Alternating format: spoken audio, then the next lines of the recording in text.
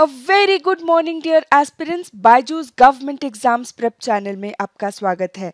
Welcome to the lecture on this day in history. इस video में हम चर्चा करेंगे उन सारे महत्वपूर्ण घटनाओं को जो आज के दिन यानी कि 4 मार्च को घटित हुई थी. We shall discuss all the important events and facts that are most important from the point of view of all the government exams, followed by some practice questions at the end of the lecture based on today's discussion. तो चलिए शुरू करते हैं आज का discussion beginning with 1939. Revolutionary leader Lala Hardayal passed away. आज ही के दिन क्रांतिकारी नेता लाला हरदयाल सिंह माथुर का निधन हुआ था संयुक्त राष्ट्र अमेरिका के फिलाडेल्फिया में. जब इनका निधन हुआ था इनकी आयु थी 56 वर्ष. इनका जन्म हुआ था 14 अक्टूबर 1884 में. His father, Gauri Dayal Mathur, was a reader in the district court. लाला हरदयाल आर्य समाज से और श्यामाजी कृष्ण वर्मा, भिकाजी कामा और वीडी सावरकर जैसे एक्टिविस्ट से प्रभावित थे.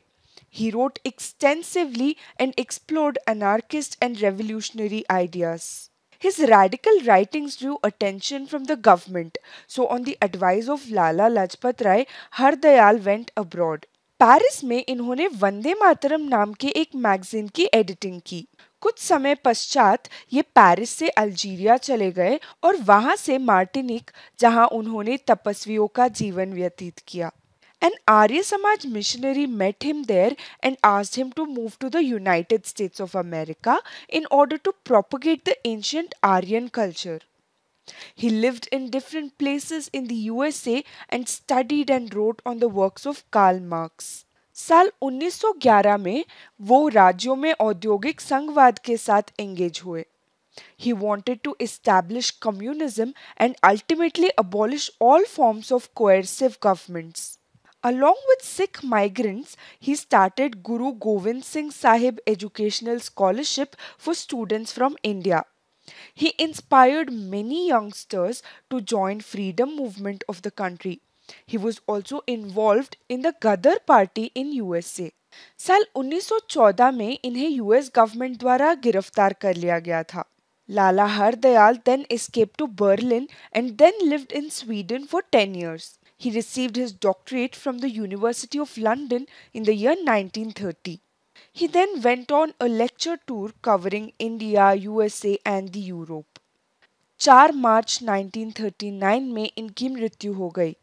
Some of his notable works are Our Educational Problem, Thoughts on Education, Hints for Self-Culture, Glimpses of World Religion. ये सारे इनके द्वारा लिखे गए बुक्स हैं. आगे बढ़ते हैं अगले इवेंट की ओर जो हमारे एग्जाम्स के लिए महत्वपूर्ण है. वो है 1961. Indian Navy's first aircraft carrier, the INS Vikrant, was commissioned. भारतीय नौसेना का पहला विमानवाहक जहाज INS विक्रांत को कमीशन किया गया था. ये फैक्ट जरूर याद रखिएगा कि INS विक्रांत जो है ये भारतीय नौसेना का पहला एयरक्राफ्ट कैरियर है. Initially starting life as HMS Hercules of the British Royal Navy, the ship was rechristened as Vikrant. The Indian Navy's first aircraft carrier was commissioned as INS Vikrant on the 4th of March 1961 in Belfast by Vijay Lakshmi Pandit. She was the then Indian High Commissioner to the United Kingdom. ये जो नाम है विक्रांत ये derive किया गया है संस्कृत शब्द विक्रांता से जिसका अर्थ है करेजियस या बोल्ड.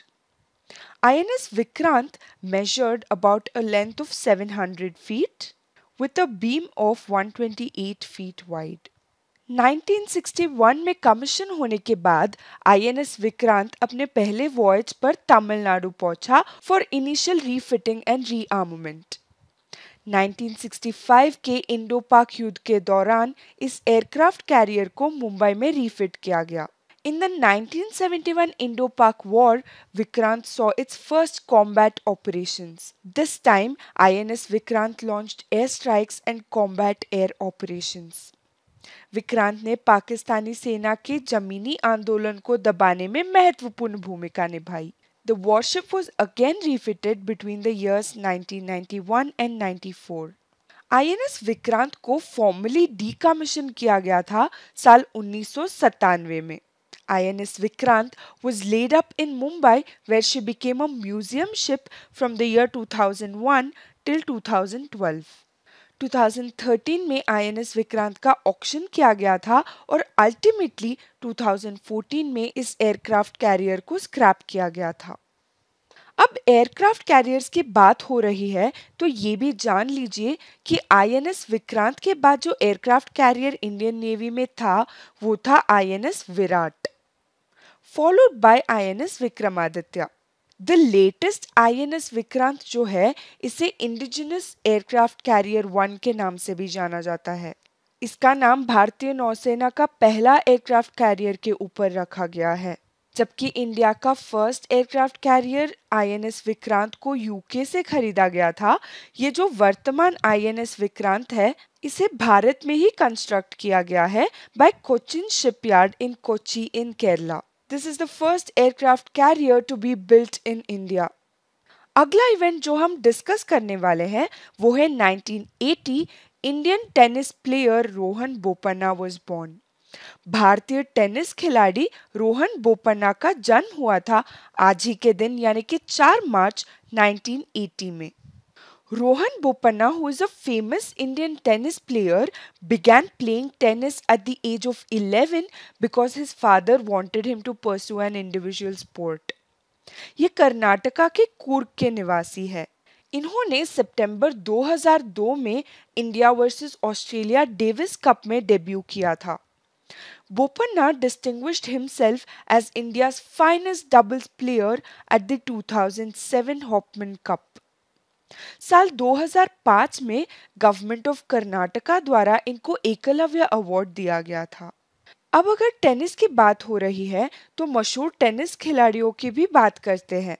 सानिया मिर्जा, लिएंडर पेस, यूकी भामरी, रामकुमार रामनाथन, प्रार्थना थोमरे are some of the famous Indian tennis players. Maria Sharapova, Roger Federer, Steffi Graf are among the famous international tennis players. आगे बढ़ते हैं अगले इवेंट की ओर जो है 2016. इंडियन पॉलिटिशियन पीए संगमा पास्ड अवे. भारतीय राजनेता पीए संगमा का निधन हो गया. पीए संगमा का जन्म हुआ था असम में on 25th of May 1966. He served as the 11th Speaker of लोक सभा. ये 1996 में लोकसभा स्पीकर बने थे. ये पीवी नरसिम्हा राव के प्राइम मिनिस्टरशिप के दौरान minister of information and broadcasting भी रह चुके हैं. ये भी याद रखिएगा कि ये मेघालय के चौथे चीफ मिनिस्टर थे फ्रॉम द ईयर 1988 टू 1990. आज ही के दिन 2016 में इनकी मृत्यु हो गई. चलिए देखते हैं हमारा अगला इम्पोर्टेंट इवेंट जो है नेशनल सेफ्टी डे यानी कि राष्ट्रीय सुरक्षा दिवस. नेशनल सेफ्टी डे हर साल 4 मार्च को मनाया जाता है with a focus on the safety measures that need to be taken to reduce any kind of accidents. National Safety Day focus करता है on the importance of reduction of the rate of industrial accidents and also focuses on the areas that have not yet been covered by any safety legislations. इस अभियान में कई organisation से अपनी legal safety requirements के अनुसार कई activities को विकसित करने में भाग लेने का आग्रह किया जाता है. अब बात करते हैं नेशनल सेफ्टी काउंसिल के बारे में. National safety council is a premier non profit self financing body at the national level in India. इसको सेटअप किया गया था on 4th March 1965 by the Government of India, Ministry of Labour and Employment. It was established to generate, develop and sustain a voluntary movement on safety, health and environment, जिसका acronym है SHE, at the national level. To commemorate the foundation day of National Safety Council, the first National Safety Day campaign was launched in the year 1972 and has been organized every year ever since. तो चलिए देखते हैं आज के अभ्यास प्रश्न। ये सारे क्वेश्चंस आज ही के डिस्कशन पर आधारित है। अपने कॉन्फिडेंस बिल्ड करने के लिए और तैयारी जारी रखने के लिए इन सारे क्वेश्चंस के जवाब देने का प्रयास जरूर करिए और कमेंट सेक्शन में सही जवाब लिखिए। Practice question number 1। Which is the first aircraft carrier to be built in India?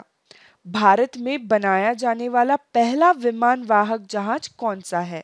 Option A INS Vikramaditya, option B INS Vikrant IAC-1, option C INS Varun या option D INS Virat. Practice question number 2। Who is the author of the book Our Educational Problem? पुस्तक our educational problem के लेखक कौन है?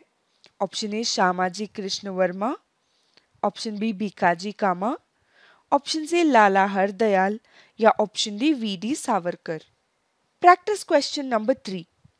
Who commissioned India's first aircraft carrier INS Vikrant at Belfast? Belfast में भारत का पहला विमान वाहक जहाज INS विक्रांत किसने कमीशन किया? Option A Indira Gandhi, option B Vijay Lakshmi Pandit, option C Sarojini Naidu या ऑप्शन डी जवाहरलाल नेहरू। हमारा नेक्स्ट क्वेश्चन है, Steffi Graf is associated with which of the following sports? Steffi Graf निम्नलिखित खेलों में से किस से जुड़ी है? Option A badminton, option B hockey, option C tennis या option D shooting. Practice question number 5। When is National Safety Day celebrated? राष्ट्रीय सुरक्षा दिवस कब मनाया जाता है? Option A 4 March, option B 8 March, option C 1 दिसंबर या option D 5 June. With this question we've come to the end of today's discussion. अगर आपने ये लेक्चर ध्यान से सुना होगा तो इन सारे अभ्यास प्रश्नों के जवाब देना आपके लिए बहुत ही आसान हो जाएगा। मैं उम्मीद करती हूँ कि इस डिस्कशन से आपको वैल्यूबल इंफॉर्मेशन मिला हो। If you do like this session, इस वीडियो को लाइक करें और अपने फेलो एस्पिरेंट्स के साथ शेयर करें। कल फिर से मुलाकात होगी with more important facts for your government exam preparations. Thank you for watching.